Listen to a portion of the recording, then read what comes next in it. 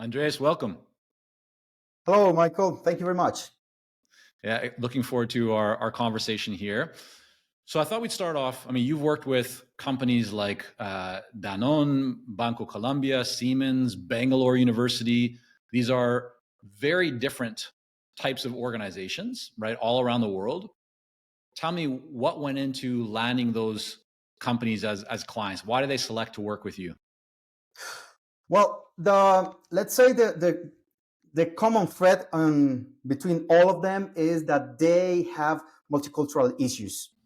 So if you see them, most of them are multinationals or at least local companies that have either providers or clients abroad, and they started having cultural clashes, and at some point they realized it was affecting their business. So that's Mm. when they raise their hand and say, "Hey, this is bigger than we can handle, and we need some help." Great.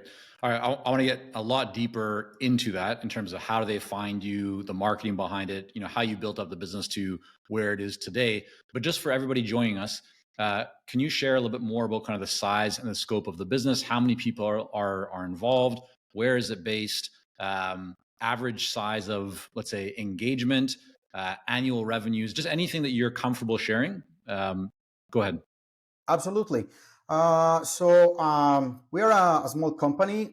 We are in total six people. Nevertheless, I'm the only fixed employee. The other five people are freelancers, and depending on the kind of project, I activate this or that or that. So they are anthropologists, psychologists, and sociologists. So in different projects, I work with different people. Last year, we ended up 2023 with $2.3 million,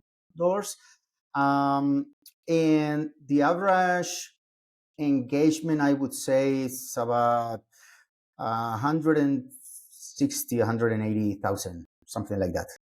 Okay, got it. Fantastic. All right, so you talked about the reason that most of your clients and these organizations bring you in is because they're having some kind of intercultural competence issue or a bit of a clash, right, between cultures, and we're in a very kind of global environment these days. I'm wondering when people reach out or when you reach out, just in general, do most of these organizations do they see the value of investing in intercultural competence and getting help in that kind of cultural area, or and do they have the budget for that already prepared, or is this something that you find you have to educate people a lot around and talk to them about and really make a case for? Yeah, absolutely. I have to educate people because this is the hardest part, that they don't realize that they have a problem, and sometimes they openly say, "Hey, Andres, you're selling smoke. I don't have that problem." So I am like, "Okay, is this happening to you? Is this other thing happening to you? And this is also happening to you? Well, there you go. Then you have a problem." So I spend, I would say, 80% of my time trying to open my client's eyes in terms of, hey, this is not a normal thing. Mm-hmm. You shouldn't just take it for granted. This is something that is causing, future problems, at least future or maybe present problems. So we need to take care of them. Yeah. Absolutely, yes. How do you get a seat at the table? Meaning, how do you even get the meeting, right? Have the opportunity to have that conversation with these executives, with these decision makers, if they don't see that the problem exists, right? That's a challenge a lot of people have, consultants have, getting somebody's attention, getting to the point where they can have a conversation. If the person on the other side doesn't necessarily see that there's a problem or that there's value to be created. So how do you make sure that you get yourself into that position where you can ask those questions and then start to educate that buyer? Well, to tell you the truth, Michael, I'm pretty bad at advertising myself. So, most of my clients come, for referrals, mouth to mouth, people who saw me in a company and then they move to another company and then they realize they have the same problem and then they call me, things like that. So usually, what I see is that people don't consider that you know uh, an intercultural clash is the source of a problem or the source of bad performance in their business. So what I have to do is from the beginning show them cases. So Mm, that's the best way to show. This is the picture before, and this is the picture after. Otherwise, they are not gonna they're not gonna buy it. They're not gonna understand, or maybe they do understand, but I am not that clear in making them understand right. what is the advantage of working with this, working with me. And when you say case, are you referring to like a case study you show them, kind of like a before and after situation, Exactly. or and are these case studies then case studies from work that you have done, or do you also pull from case studies that are just out there in in the marketplace that you've found online or read about? Yeah, that's a good question. Usually, there are many best sellers, cases that everybody is talking about. So I take those really famous cases and I show them, Yeah, and then I go, let's say, a lower level, and I show them what I've been doing with my own clients, these companies I've been working with, and I say, well, now you saw what is going on in the market. Now I will show you what am I able to do in your company. So this is what I did in the last company. They were having such and such problem, and now they are dealing with it in this matter. yeah. Okay, fantastic. Now, what I would love is if we could hit the rewind button a little bit in your journey, because I know you're saying that most of your business, if not, it sounds like the vast majority, comes through referrals, right? So it's Right. through people you've done work, word spreads, people move, organizations, they bring you into the new organization. So that's fantastic, right? That's a testament to how you must be doing great work for your clients. But take us back in time, because in the early days, maybe you didn't get as many referrals or you didn't have that track record of success. So I'm wondering, how did you initially establish yourself when you didn't already have that track record of working with a lot of companies, providing consulting services, helping them to solve these problems? How did you get your foot in the door in the early stages? How did you get to to have a seat at the table, to have a conversation with those people? Absolutely. So at the beginning of my career, well, my major is international business. So at the beginning of my career, I started working with multinationals, always in international business or new market opening and so on. So I worked in America, then I moved to Germany, to Austria, then Colombia, and in all these countries, in the multinational companies, I worked in the international sales department. So Mm-hmm. it was a place where, because of the nature of my work, I had these clashes with people from all over the world on a daily basis. So Mm-hmm. one day I decided, I asked myself, hey, is this really so complicated? Has this really have to be so painful? Or, working with people from other countries could be a little bit more, you know, softer, easier. So I started doing my research, and then I realized that there was like a wave of authors writing about it, throwing in the market some researchers, very interesting researchers. So I started applying this knowledge into those companies I was working with. And it started giving me a lot of benefits, Mm. from day one. So I said, like, wow, this is really something. This is really a powerful tool. So I started working with my own company, with my own teammates and my own clients and so on. And then people from other companies or from other departments would come and call me and say, hey, Andres, you solved this problem, or now you seem to know a lot about working with other people. Can you help me with this? Because we are negotiating, some machinery that we are bringing from another country and so on. So I started like that way. And one day, one company called me from Argentina and told me, hey, how much would you ask me for coming here to Argentina and help me with this situation? Because I have, this issue with Chinese providers, and I was like, wow, oh my God, I have no idea. I have no idea how to charge you because I've never done it. This is not my job. So I just said like a random number and then say yes. Of course, I realized that it was very cheap. so Yeah.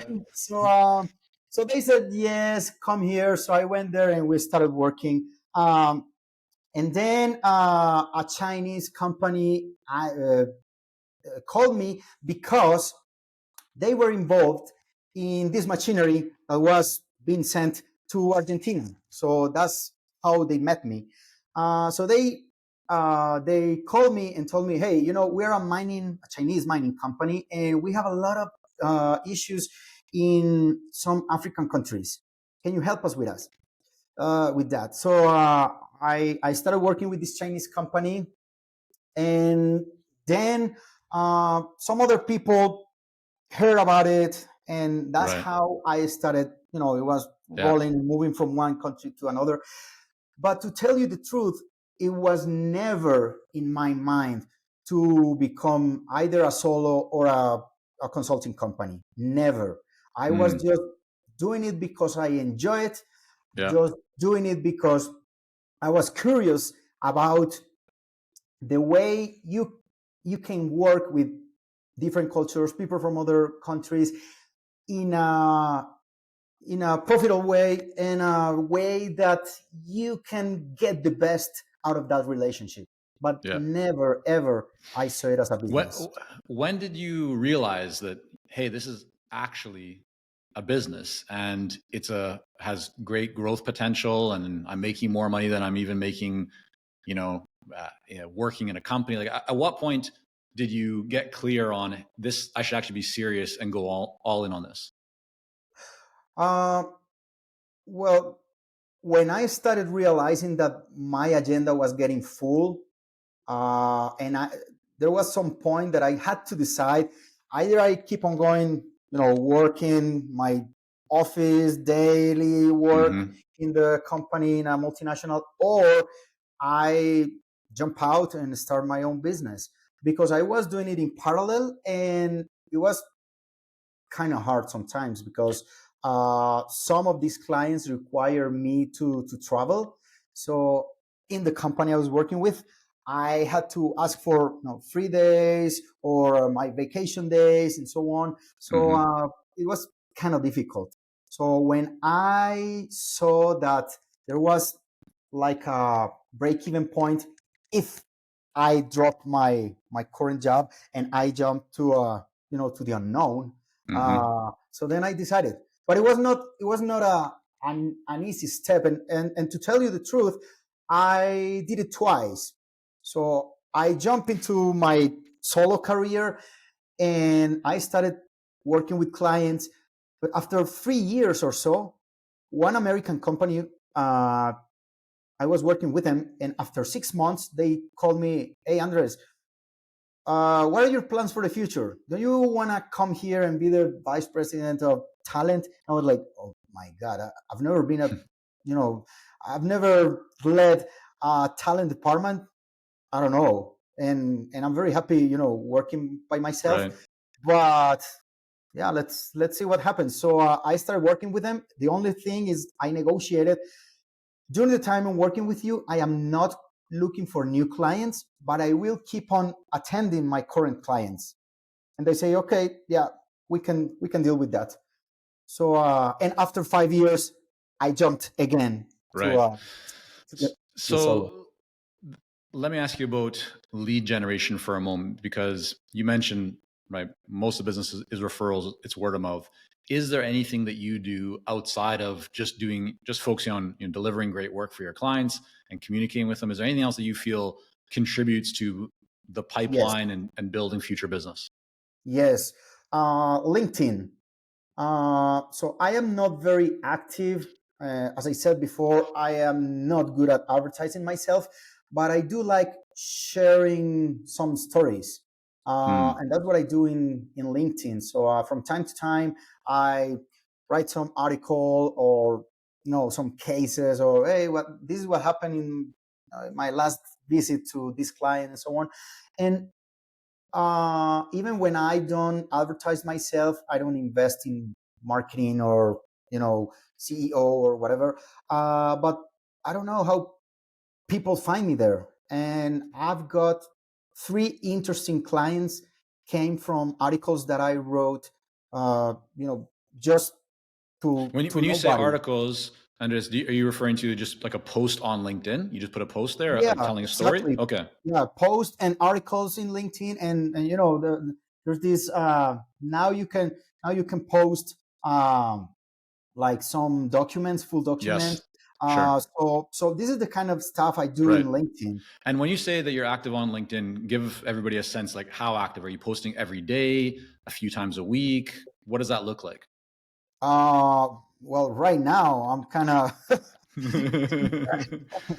kind of quiet in LinkedIn. No, But but that's okay. I just want to get a sense of, like, because some people have this belief that because they've been told by quote unquote social media gurus that you have to post, nonstop, or you have to do this or that. My belief and my observation is that there's many different ways to grow a business, and you need to find something that works for you. So I'm just really just interested in knowing, what are you yeah, doing right now so that people can kind of get a sense and a different perspective. yeah. Uh, I don't post very frequently because the kind of audience that I speak with or speak to is not audience that are eager to see me doing something, and changing my clothes and changing my my background every day and seeing what I'm doing. So I don't do very frequent posting. Okay. So Let's you have say a presence, but not that often. exactly. Let's say every other month or something like Okay. that. Because when I go and write something, I really put a lot into it. So it's not. I mean, it's quality over quantity, I would say. And so when you say put a lot into it, it sounds like you're not just talking about a typical LinkedIn post. You're actually doing a LinkedIn article. So longer form, a longer article, or is it a short post, or Uh, both? both. Okay. Yeah, sometimes when it is worth and I really have a good story, I go into it and I go into the details and numbers and stats, Right. things like Right. that. So when I see that it is big enough, then I'm going to hang the full document. Yeah. Otherwise, I just extract the main ideas, the ideas that I consider that would be helpful for somebody that is out there reading it. Right.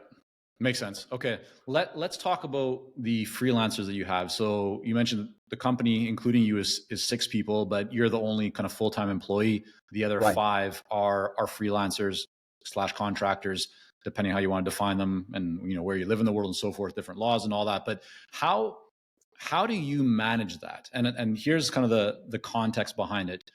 A lot of people have trouble with, or they're trying to kind of wrap their head around, and have a good approach to managing contractors and freelancers, because it can be a bit of a chicken and egg, right? Like, let's say if you go out and all of a sudden you get contacted by a large organization or just a good sized project, and you reach out to these 5 people and they're busy, what do you do? Or if, let's say, these people, you're not sure if they're available, does that hold you back from maybe trying to go out and get business? So can you share with us just your mindset overall? How do you think about this? And then, is there anything that you do to manage capacity and make sure that you have the people and resources available to continue growing the business? Okay. I started asking people to come and help me because of the need. So it was not a planned thing. It was that when some projects are so big and they require a lot of field work, so going to the field, interviewing people or talking to communities and things like that takes a lot of time. And sometimes, if I want to do it by myself, it's going to take very, very long. Mm-hmm. So sometimes clients are not willing to wait, so they require a really fast solution. So I need to go and find people. And sometimes, to be honest, is that I don't have the capacity that these contractors or freelancers have, because I am as I said, I'm international negotiator, so I deal with negotiations, I deal with commercial stuff, marketing and things. But my freelancers are anthropologists, psychologists, or sociologists. So I'll give you an example. When I started working with this Chinese company, the situation was a intercultural clash between the mining company, the Chinese company, and the local communities.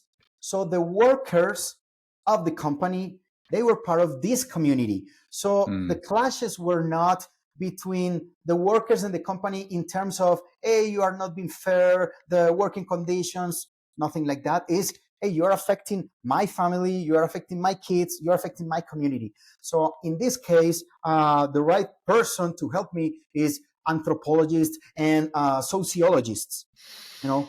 But in some other negotiations, where I apply these cross-cultural. I just lost you, Andres. Your mic may just went out. No, not yet. Let's see if we can get you back. Can you hear me now? You're back. Wow. Okay. Okay. So I'll start. Keep going. Yeah, we're good. But sometimes the projects are, for example, between the negotiation between a company and a union. So therefore, I do require more organizational psychologists and people with these different profiles. Right. So let's just take a situation where maybe you're contacted by a company, a person that wants your help. When that happens, what's your process? Do you then think about, I mean, of course, you're going to think about who do you need, maybe which contractors, freelancers do you need on this project? And then you send them an email. But when you do that, you know, how confident do you feel? Like what percentage out of 100 are these people going to be available for you? And if they're not available for you, what do you do then? Well, when I contact the contractors, is because I am 100% sure that I already won the project. Okay. So do you say that you want, or you won the project? That I won. You won it. Okay, so you've already won the project. Yeah. So the process. Lost you again with your mic.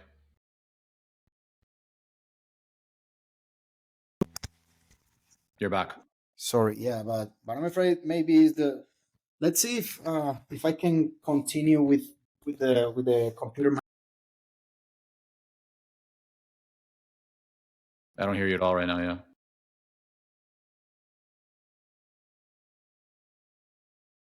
Try again. I don't know. I don't hear you at all right now. Can you hear me now? Yeah, I can hear you now. Okay. Is there a lot of difference in the sound, or is it okay? Yeah, it's. I mean, we can make it work. It's not as good. You have quite a bit of echo compared to before, but I can at least hear you. Okay. So, but can we continue with this? Let's continue. Okay. We just keep going. Okay. So the process would be like this. When I contact a client, I would go, I hear their needs, I show them what we can do for them. And once we negotiate what is going to be the intervention or the help that they are going to receive from me, I go back and contact the freelancers, because then I know what is exactly what the client is contracting me for. So therefore, I know what kind of profile of a freelancer I will need. So I contact them with the security that there is going to be a project. So I usually get a yes, because these kind of projects that I work with are not immediate projects. Like usually they are not calling me to start tomorrow, but we need to have some plan. How long typically from the time they say, yes, we want to do this, to the project actually being started where the freelancer needs to get involved? A couple of weeks. Okay. So when I call my freelancers, they usually are busy at the moment, but we can plan because we are talking, 2 weeks, 3 weeks ahead, so we can organize time. Got it. Okay. I think that's going to be very interesting for some people to hear, because maybe a typical assumption that many people would have is that as part of your proposal, you would mention either the names of the team members, or at least the kind of the title or the group of experts on your team. So my guess is, correct if I'm wrong on this, you may mention the kind of the talent and the team that you bring to the project, but you're not mentioning the names of the people in the actual proposal or the conversation until afterwards. Is that correct, or is there That is something different there? correct. Yeah, Okay, that is makes correct. Yeah. makes sense. Okay, let's talk about your actual services and how you deliver them. When I went to your website, your main offering is workshops. Yes. You also said that your average project value, is north of $150,000 per project. That might sound like a lot for a workshop. So walk me through, what does the typical service offer look like when you begin with a client? Does it start with a workshop and then go into a different direction? Is it multiple workshops? Is it just one big workshop? What does the actual delivery and service look like? Yeah. Okay. So the workshops go from half a day to 3 days. That's usually the length of the workshops. But in these workshops, I have two kind of workshops. One is closed company, so it's just for one company, in-house for this Right. company, and then there are other workshops that are open for open public. Right. uh, I work with these workshops very often because they are a very good way to show people what I do and what Yeah. they can get. Sure. So, for example, usually what I do is I give 2 or 3 entrances for former clients, uh, because during the breaks and during, Mm-hmm. when we are like in the talk in the speaking time, Yeah. these people are going to say, hey, yes, in my company it happened, and Anders helped us for this and this and that. So Right. all other people hear that. That's when I tell you that, the mouth to mouth. So they start, Yeah. oh really, can you elaborate on that? So they start, or they ask for their phones, hey, can I go visit your company and see what happened after Andres's job, and so on. So that's how former clients help me Right. get. And how do you market those workshops? So, because I know you said you don't do a lot of marketing. You obviously have a network and connections, but specifically with these kind of more public workshops where you're inviting different people from different companies, how are you actually getting, like, how are you filling the seats for those?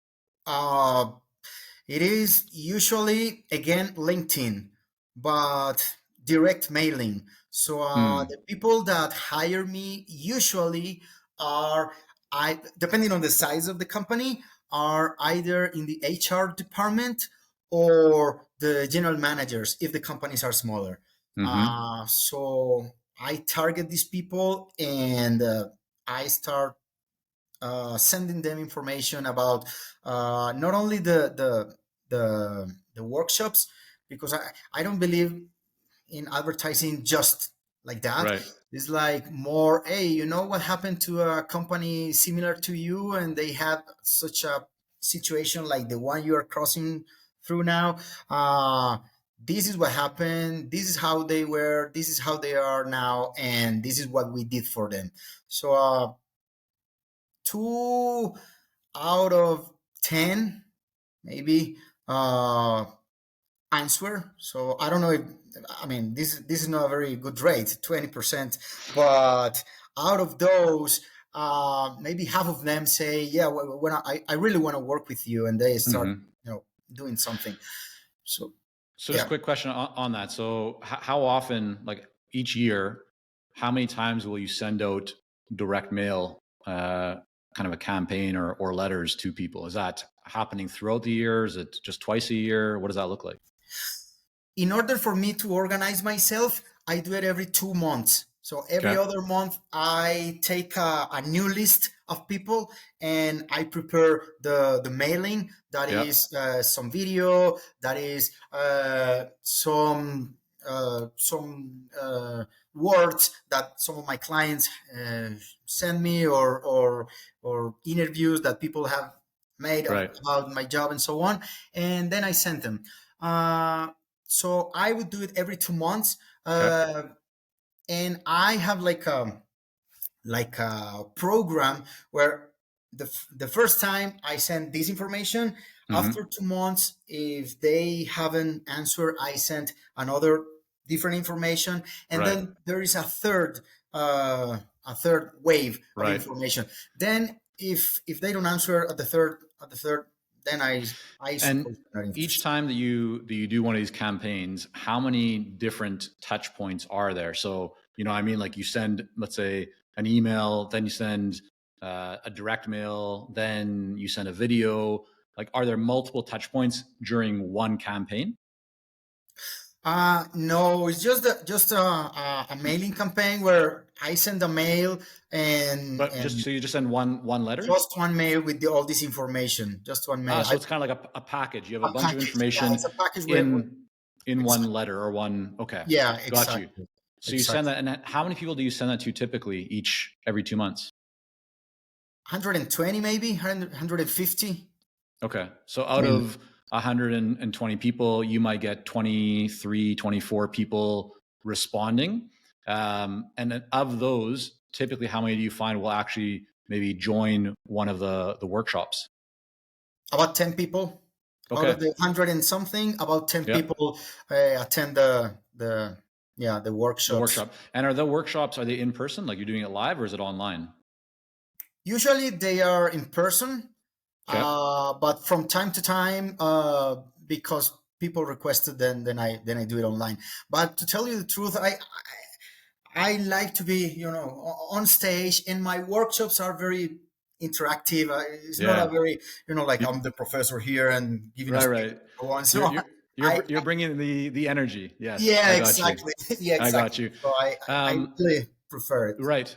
And so, I mean, to me, it's very, I'm glad that we've dug a little bit deeper here because uh, this sounds like it does contribute to the growth of the business. And I'm wondering, when you look at, this effort, you're bringing in, let's say, 10 new people every 2 months, right, to experience you. Then there'll be a percentage of those people, like say out of 10 people, you have one or two people that will move into a larger scale project each time. Is that also about accurate or?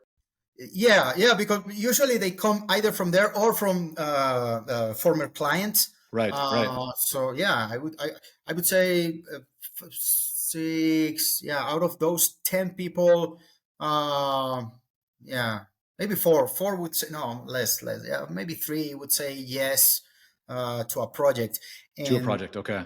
yeah, to a project. Got Uh, it. and then once I am in, we started with small projects, then bigger, and then we are growing. So when I say that an average project is 160, is not that I invoice at once. One invoice of 160 is that the whole package of a client Right. is that, like in Right. average. Got it. And the workshops, are those paid or are they free for the people that you're saying that the direct mail to and those that you are inviting to come? That's a that's a strategic decision. Sometimes I decide to do it for free, depending on the kind of people or the location. So Mm, if I know that there are clue people going there, and that I require that these people are there, I open and do it either free or for any symbolic fee or whatever. But What's a some symbolic? What's a symbolic fee? Like $1,000, $50? Give me a sense of what does that look like? symbolic is $25 or something like Okay. that, just for people to know that they are paying for something. Because when you give something absolutely free, they don't value it. Yeah. They don't go because they think it's a worthless Sure. thing. Yeah, that makes sense. Okay, so you a lot of your work starts with a workshop, and then that's how people will bring you in. Then you'll start doing a small scale project that might expand to another, to another, to another, and then if you look at kind of lifetime value of a typical client, it might be $160,000, give or take. That's right. Got it. Okay.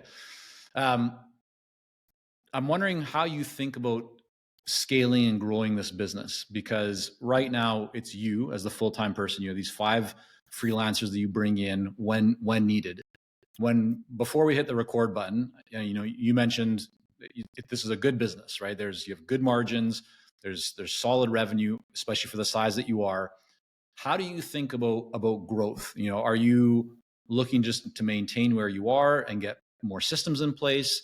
Are you looking to, is your goal to maybe remove yourself a little bit from some of the delivery? Is your goal to bring in more full-time people and build a team? Just talk to me a little bit about like the future and what you're working towards. Okay. Um, I don't think I would like to make this like a big company, because I really, really enjoy attending the clients myself and being Mm, the one throwing the workshops and being the one uh, doing the speeches and everything. Of course, at, at some point, if things keep growing, I will need some of these freelancers to become full-time employees. uh, the good question is, will I wait until we grow to hire them, or will I do the best I can to make it grow and to hire them? That would be a good question for me. yeah. I mean, you know what we've observed with clients over the years, that oftentimes when you make the commitment, first of all, to back up, right? If you know that you want to grow, if you know that you want to make a bigger impact, if that decision is made, what we've seen quite often is that when you make the decision to invest in building the team, right, then you go to work on it, right? Whereas for some people, if they don't do that, if they say, I'll wait until I get to that next level, then I'll decide, you're never fully pushing the gas pedal as much as you can, because you're just kind of balancing that. But if you've made the investment, now you have people that you feel a responsibility to, and that often drives the founder or co-founders, whatever it might be, to push a little bit more, to take a bit more action, which leads to actually creating the growth. I read something recently which I've heard before, but it kind of restated or kind of brought it back into my mind, which is that what most successful leaders focus on is growth. It's not on saving money, right? So saving money or cutting expenses is fine, but that's not what most leaders really care about. Most leaders care about growth. And so if you find ways to optimize and to cut expenses, great. But what leaders want more than just that is finding ways to grow the organization, or grow the business, or to grow the impact. So yes, I think these are great questions. And as we talked before, there's no right answer. It all depends on what you want to create, and then once you're clear on that, then you can figure out the best path to get there. Absolutely. Yeah. Yeah. No, you're right. And I mean, maybe my fear as an entrepreneur is that at some point, if I grow, I will lose the chance to work with my clients. That I would say that would be my real fear, Hmm. but being able to manage that, yeah, I, we can grow. Yeah, you can grow. I mean, another option, and we can chat also after on this too, Andres, but increase your fees, right? So if you want to grow in terms of revenue and profit, even beyond where you are right now, by simply increasing your fees, it means that you can continue working with the same number of clients, but just make significantly more with each client that you work with. As long as the lead flow, right, and the opportunities are there, that's a great way. We've always found like the lowest hanging fruit is usually pricing before you even do anything else. So we can chat afterwards if you want. But listen, I want to thank you so much for coming on here today, sharing some of your story and your journey. A lot that people can learn from this. And I want to make sure that people can learn more about you and the work that you do, Andres. So where's the best place for people to go to learn more? Yeah, absolutely. The webpage is www.globalmanager.co. Yeah. Okay. And you can find there all the portfolio and the services and everything that we are doing right now. Okay, we will have that linked up in the show notes. People can also check you out on LinkedIn if they want to learn more. So we'll include all that at consultingsuccess.com. Just head over to the podcast page and you'll find the interview here with Andres, the full transcript and summary. So thank you again so much for coming on. Thank you very much, Michael.